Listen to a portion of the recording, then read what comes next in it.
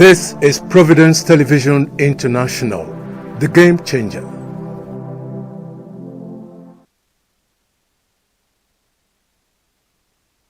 Good day and welcome to the newspaper analysis for today, the 20th day of December 2024 on Providence Television International. My name is Okpebholo, and with me in the studio is Dr. Emmanuel Egariba. You're welcome. Well, as usual, I want to say Merry Christmas to viewers across the world. So soon, 2025 is here, just 10 days away. And I think that we must give thanks to God for all the great things He has done for us, especially on this station. So our best wishes to our viewers. Very warm wishes. All right. Well, I would always tell you, thank you so much for always being there as a viewer. If not for you, we wouldn't have Providence Television International. We'll move straight to the first story. On the front page of the New Telegraph newspapers, we have Fagbemi to Okpebholo. You can't suspend local government chairmen. Cites Supreme Court judgment. Honestly, I've been ruminating over this, the situation in Edo State, and I thought it was quite embarrassing. Okay, it's too early in the day, really, to be going to this kind of conflict. And I'm happy, though, that the AGF, Attorney General of the Federation, has said it very clearly in tandem with what the Supreme Court has said on this matter. You know, we are talking about autonomy. Exactly. Of the third tier of government. And truly speaking, according to the AGF, yes, the governor of the State of Assembly has no authority to do that. I mean, that's the law. Yeah. In any case, the Supreme Court has spoken very copiously on this matter. So I do not know what has happened in Edo State. Something may have gone wrong somewhere. It's either the Attorney General advised appropriately and the politicians just decided to do what they want, or that nobody wanted to do the right thing. Okay? It's like, now look at the analogy. It's like the president sacking the governor. Because the chairmen in their own rights are like governors in their respective local government areas. Because after all, they have a legislature. Exactly. Yes, every local government has a legislature. There's the head of the legislative arm of the local government. So they have a very solid structure in place. So, well, that's the way things go in this country. But I'm hoping that, incidentally, I think there's a plus for the AGF because, I mean, it's the same party anyway. Exactly. Yes. Edo State belongs to the APC. And here is an APC, although I don't want to say that loosely, the AGF is the AGF of the entire country, not for the APC. But he represents an APC government, okay? But here it is now. That is the novelty that we're talking about. Even when you know that a state that belongs to your own party is doing wrong, we should be bold enough to tell the state. And look at the, let's get the headline again, please. Let's get the newspaper headline again. Yes, Fagbemi to Okpebholo. He didn't say Fagbemi to Edo State. Fagbemi to Okpebholo, the governor. Yes. So it's too early in the day for the governor to be going into this kind of situation. It's too early in the day. I mean, how old is he in government? That should be going into this kind of discrepancies. Okay, well, from the point of view of a lawyer, so many people have come out to say that he only expressed his veto power because he was talking about suspending them, as the case may be, so that he could go into some checks and balances as regards that. Under the ambits of the law, is this No, the issue is, no, let's not forget that he has a legislature. That's what the AGF is saying. Yes, you can only just advise that, look, this is the situation, and this legislature will play its role appropriately, okay? Yes, but there are very serious infractions. Then you can refer the case to either EFCC or something. But the issue is direct suspension. That's what we are saying. Exactly. Yes, that's the bone of contention here. And I think that a lot of governments, state governments, will want to run into this kind of troubled waters. But I think that the situation in Edo State has said it very clearly, has opened up the floodgates of propriety. And that's the law. I mean, the law must be followed. All right, we'll go to the Leadership Friday, where we have on the front page, non-payment of fees. Wike revokes Buhari. Abbas, 757 others Abuja land titles. And a rider to that effect, Buhari is saying that the seized land is not his. Again, controversies, Which discrepancies. Yeah, but why don't they do proper investigation? Because people have ascribed it to land grabbing. Exactly. That's what they are saying. Okay. You do proper investigation, come out with your reports, and make sure that those reports are saleable. Because it has become a source of embarrassment to very prominent people in this country. I mean, Buhari, whether we like it or not, is a former head of state. Okay. And again, from the same party. Okay? From the same party, from the same APC. All right. And Buhari is saying that, look, that thing belongs to a foundation. So why don't you talk directly with the foundation? If they have done their homework properly, it's not Buhari you should be talking about. It is the foundation, which is the ascription that's on the table right now. And why must we have a string of controversies around the Okpebholo issue is there, which is almost reached the boiling point, and so many others. And a lot of people are pointing accusing fingers at Wike himself. Exactly. That he's probably doing this for selfish and personal interest. So he must tide over all of this, because if he doesn't, it drops off on the federal government, because he's an appointee. He's not an elected person. He's an appointee of the federal government. And even from within the APC, many of their top members are already saying that, no, the president should do away with him, because he's causing a lot of embarrassment. Yeah, but he's adamant. I don't know, but let's hope that common sense will prevail in all of this. All right, still on the front page, Leadership Friday. Ex-Governor Yahaya Bello gets 500 million naira bill. Well, if that's commensurate with the kind of the slaves we are talking about. I'm not even looking at that. I'm looking at the cause of justice. Okay, I mean, here's a guy who did not answer when he was called to come answer a few questions. He did not reckon with all of that. Nothing has happened. I mean, the heavens did not fall. All right, and people are already juxtaposing this with Farotimi, for example. Yes, they are already juxtaposing. Why do you do this? Why do you not do this? And they have their right to say all of that. But I think that, yes, at the end of the day, justice should prevail. Okay? Particularly now that the judiciary, through Honorable Justice Kekereekun, the Chief Justice of the Federation, is saying that reforms will be followed to the letter. Okay. And if reforms are followed, then it means that there should be no rough edges. As far as judicial pronouncements and judgments are concerned. That's my take, and I believe that, yes, gradually, actually it's a gradual process. Okay? I'm hoping that very soon we have some highbrow cases that should point to the way of the reforms that everybody is talking about.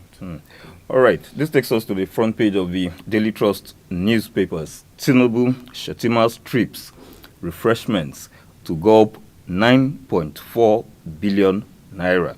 Presidency to spend 10.6 billion naira on cars, fuel, special assistance office. Daily Trust, that's a highly respected newspaper. Yes. They cannot talk glibly. In any case, these figures are in the budget, so exactly. you cannot fault them. The details, I think that's what they're talking about, the details of the budget. And I think that this has become a circle. We're going around in circles. How much is that compared to how much they are giving education? Compared to how much they are giving health? These are things that have to do with persons, okay, within the presidency. Cars, and year out they are changing cars. And these cars, they hardly go on bad roads. These cars in the president, they hardly go on bad roads. I mean, we all saw the other day when the president went to Lagos, the fleet of cars, none of them was in the local terms, what we call a jalopy or something. Yeah. No. And year out, you keep voting money for cars. Okay? What are they going to do with the old cars? Okay. Are they going to auction them away?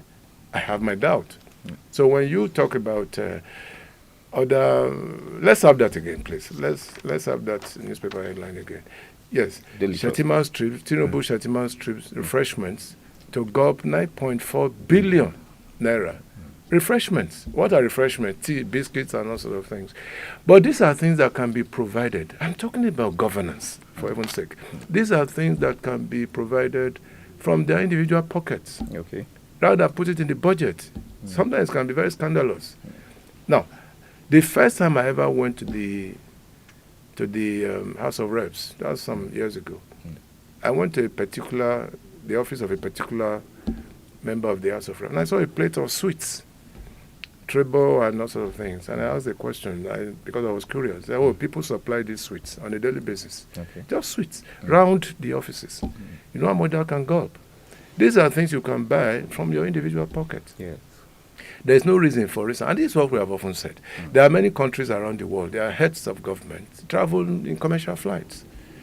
Yes, travel in commercial flights. The British Prime Minister, yes. When Gordon Brown was there, he used to travel by British Airways, for instance. So we have a lot of things that we can. The government, particularly at the center, is too heavy in terms of financial implications. It's too heavy. Refreshments, what are the refreshments? We're talking of wines, biscuits, and all sorts of things. This can be paid for by the officers in charge. Yes. Meaning that even their kitchen and all sorts of things at the expense of government. Yes. And we are saying that we want to save money. If you remember, I think just about 2 months ago, there was this picture that went viral where you had a religious leader, one of the highest authorities in the world, the Pope, in a commercial airline. Oh, yes. What's wrong with that? As long as he got to his destination. What was wrong with that? Not as if you could afford jets. No, you could. I mean, the Vatican is one of the richest governments in the world, let's face it. It's the smallest country in the world, but it's also one of the richest. Right. But here was the Pope who went, privately in a commercial air flight. All right.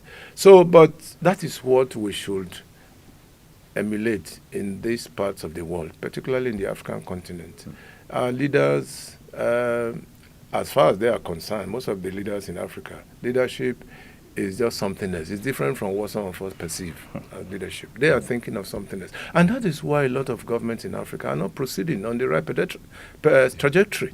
No, they are not proceeding on the right trajectory. The people, I mean, we have seen it. I mean, Mobutu Sese Seko, we have said it repeatedly, mansions, highfalutin mansions. And at the end of the day, what happens? Grasses took over the whole space. Yes, you can mention them over and over again. They are all gone now, by the way. So we must live simple life. The lifestyle of most African government officials, I'm not even talking of the president, officials, directors or whatever, their lifestyle is just too much. It's something that is outside of this world. And we must scale down to a level where we can say, yes, the lifestyle is exemplary. Yes, it's not. I mean, for now, we cannot point to situations where we can pound our chest and say, yes, this is where we should go. It's not right, and it's not even acceptable by modern standards. All right. Still on the front page of the Daily Trust newspapers, we have ahead Christmas. Chicken cost 25,000 naira, turkey 130,000. What newspaper is that? That is on the front page of the Daily Trust newspapers. That's the second story on the front page. Is a story on the front page of yes. Okay. It's not a screaming headline. No, it's not a screaming headline. Yes, but it's there. It's there. Yeah, say that again. Ahead Christmas, chicken costs 25,000 naira, turkey 130,000 naira. That's just it in black down there. Yes. Yeah, that's right. This is true. I want to believe this is absolutely true because only yesterday, a friend of mine came to the office. He's into poultry. Okay. And I don't know. Did I even get to know what was happening ideally? And I said, turkey must have risen to about 50,000 now. And the man said, look, Emmanuel, what has come over you? Turkey is 130. And that's what they are alluding to. Exactly. I thought he was joking. Yes. How many people can afford that now? He even told me that from his own poultry, a fairly big fowl or chicken can cost as much as 30,000. Yes. Presently. Presently. How many people can afford that? How many people? So it's going to be, well, not even in quotes, it's going to be a bleak one for many families. Bleak Christmas. You cannot even feel. The allure of Christmas is not outside. Exactly. It's not. We'll be talking about that. I can tell you, it's not outside. Yes. Whereas in years gone by, everywhere will be, you feel it. I mean, it's Christmas is very effective. I mean, it's not something that you can hide. All right? But people are just living in penury. They cannot afford anything because, first of all, the money is not even there. Exactly. No money in circulation. You go to the banks, they will tell you that there's no money. Yes. You go to the POS, they will tell you you can't get access money from the banks. That is the situation we are in this country, and I think it's quite painful, and it's quite tragic. This is one major season. I'll tell you this: it's one major season where Christian, Muslims, and people with ATR, African traditional religion, they come together. Look at the Igwe festival, for instance. It's happening at this time of Christmas. And people throw away those proclivities. They want to enjoy. And Christmas is not far away from the New Year. Yes. That's the beauty of it. A week after Christmas, you are entering the New Year. It's part of the celebration. Okay? But what can people do now? It's unfortunate. Very unfortunate. Well, like I said, we'll go in depth on that, on the situation when we get to the front page of the Guardian newspapers. But for now, the metrics. Death toll in Ibadan, Christmas party tragedy rises. Tinubu commiserates Governor Makinde, orders investigation into incident. I've seen this. It's quite worrisome. It's a huge tragedy. Yes. About 5,000 children into one tiny space. And somebody was in charge. Exactly. I mean, in terms of arrangement, in terms of all of that. So, but a lot of our kids died in that incident. There was stampede. Exactly. When they opened the gates. Why? Because they told them that, come and receive, was it 2,000, 3,000 or 4,000 or something? I can't remember. But we also get food. That's a function of poverty in this country. Function of poverty. Because if these children were well fed at home, they won't have time for that kind of nonsense. So when you invite people, 5,000 people. Yes, and I think that the organizers must be held to account. Exactly. First of all, there was no proper arrangement for crowd control. And you are dealing with kids. No proper arrangement for crowd control. No proper arrangement for medical care in case of any emergency. There was no single ambulance in that place. Okay? And you just suddenly open the gate. The gate probably could take about maybe 10, 20 people at a time. Okay. Then there was a deluge. Yes. And these kids rushed in. For no fault of theirs. That's the pity. For no fault of theirs. But the parents too were disadvantaged. So, okay, they are going to give you food or something. Or you go there. Maybe money in addition to that. And you go there and the kids went. And then we had this tragedy on our hands. And you could see now that the death toll is rising. As of this morning, it was 35. 35 kids, innocent little kids. Well, on holidays, by the way. Yes. They are going, I mean, the whole situation has caused wailing and crying and all sorts of things. Exactly. And the parents, obviously, they are going to have a very terrible Christmas. I mean, you couldn't afford to lose children at this point in time. All right? So the organizers must be held responsible. No matter how highly placed. I understand that the ex-wife of the Oni of Ife is involved. Exactly. Yes, they should invite her for questioning, and if she's found culpable, yes, she should pay for it. I mean, you cannot allow certain situations that are totally avoidable you use it to waste away children's lives. It's not done. It's not done. And so we come to the front page of the Guardian newspapers. I think I particularly like this. How inflation stole Christmas. Is the word stole or eroded Christmas? I don't know. Well, I want to thank the editor, probably, but they put it in quotes, stole Christmas. But if I were the editor, I was eroded Christmas, completely. All right, but they're playing on words. But I think that, yes, you're right. Inflation has been with us for quite some time now, and there's no solution. No solution. Fuel price is not coming down. No. Now, listen to this. Dangote is supplying fuel. Port Harcourt refinery is supplying fuel. Why can't fuel price come down more considerably? I've always questioned this dollar for crude issue. So it's really terrible. We have it here. We have it here. We refine it here. Doesn't make sense. It doesn't make sense. And you remember what I even suggested the other day. We must make room for more operators. Yes. Give them crude at the Naira equivalent. Give them license to operate small refineries. Yeah. For instance, if you have a small refinery, mobile refinery, of course, it can service the whole of New Benin area in Edo State, for example. If you have many like that, then you don't have problems with the big players. Exactly. No, you don't. But people will not do it. And I think it's an aspect of sadism that I do not understand. Yeah, some top officials just want people to suffer. Yeah. The Igbo-speaking brothers and sisters, they are not traveling this Christmas. Majority of them are not. Majority of them. Now, how much fuel price again? Aviation fuel, from Benin to Abuja. You know how much it is now? It's over 100,000. That's true. Lagos to Abuja is about the same thing. What am I even saying? I think it's about 300,000. What am I talking about? Presently. Yeah, presently. Yes. So if you have a family of 4, you want to move from Abuja to Lagos, you are paying 1-point-something million. A flight of about 40 minutes. So it is serious. It is serious. It is more serious than we even think. And inflation rate, as the Guardian rightly put it, it has stolen away our joy, but it has also created more opportunities for people. Well, maybe that's the good side of it, for people to stay back in their places. So don't travel, right? So we can avoid road crashes and things like that. That's the other side of it. But people want to go and see their families. Definitely. Yes, I mean, if you've been away for about a year or more, you want to go and see your family. You want to go and see your aged parents back in the village. Now, no opportunity to do that. No, which is very sad. They'll be waiting for Easter. Easter is about 3 or 4 months away. What makes us think that Easter period will not even be worse than this?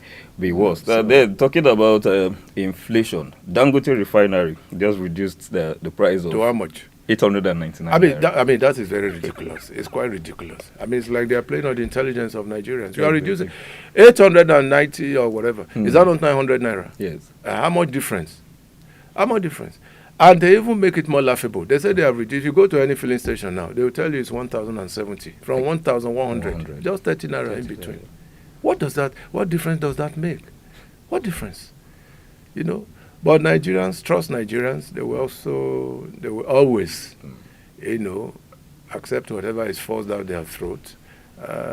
Because again, you see, I think we're created as a special people.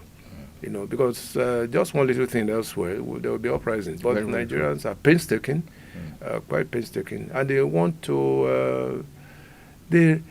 Most times they want to tell government, yes, let's give you opportunity to change, if you will. That's what Nigerians are saying, giving government a long rope, as it were. So, but sometimes we must empathize. Government must empathize with the people. Yeah. There's so much suffering in this land. So much suffering. So much so that people now come to your gate and knock. Please, do you have anything that I can eat? I have experienced it. I mean, people have come to my homestead and they have told me that. And my wife, God bless her, she always responds, Because you see, people are hungry. Years gone by, I used to have Christmas parties for children in my neighborhood. Now you can't do that anymore. You can't do that. There's no capacity. When Jonathan was here as president, a bag of rice was about 7,000. Very true. Yes, everybody could afford it. Half bag of rice was about 3,500. You could afford it. In fact, what I used to do in my own case, for instance, I would just buy half bags of rice into my gatehouse. Okay. When you come, take. Let's go. Go and enjoy yourself. In the spirit of brotherhood and love and care that Christmas represents. But how many people can do that now? How many people? It's really unfortunate. It's unfortunate.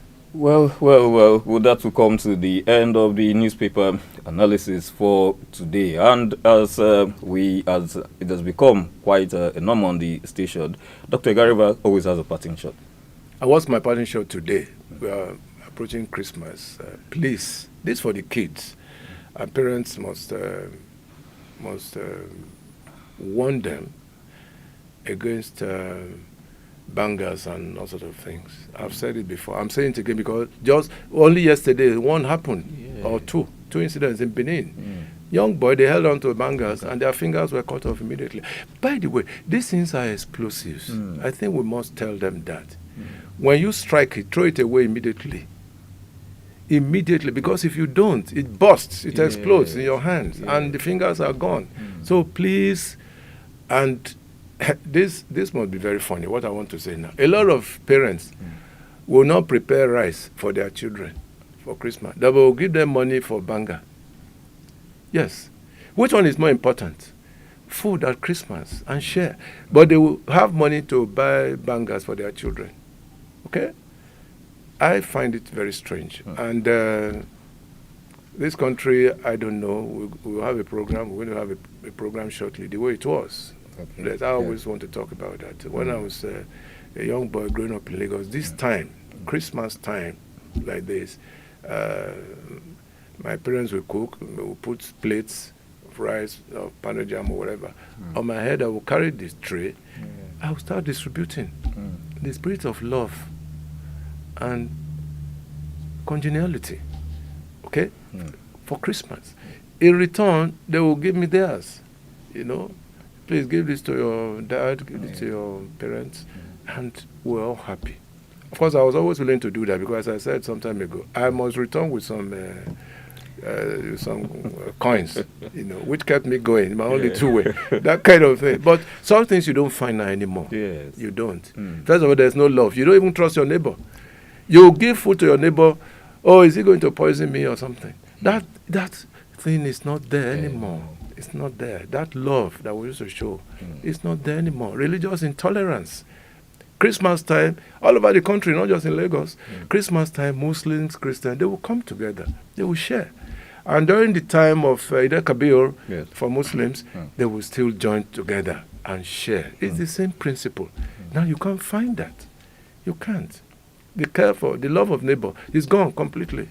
It's gone. And so could that also be part of the inflationary tendency or just an erosion in our beliefs and customs? It's our belief system. It's our belief system, not just custom. It's it's a function of the economy, really. Okay. Because the economy was buoyant. People will give. Nigerians are free givers. Don't forget. I mean, we are very empathic people. We empathize a lot. Okay, but when your pocket is not smiling, there's no way you can smile. If your pocket is not smiling, how can you smile? And you don't give what you don't have, by the way. Except politicians. These politicians, you will see them now going to the villages and things, giving out bags of rice. It ends there. Yes, after Christmas, it's forgotten. The whole thing is forgotten again. All right? Which is not the best. How are you empowering the people who have nothing to hang on to? Well, so it's a problem.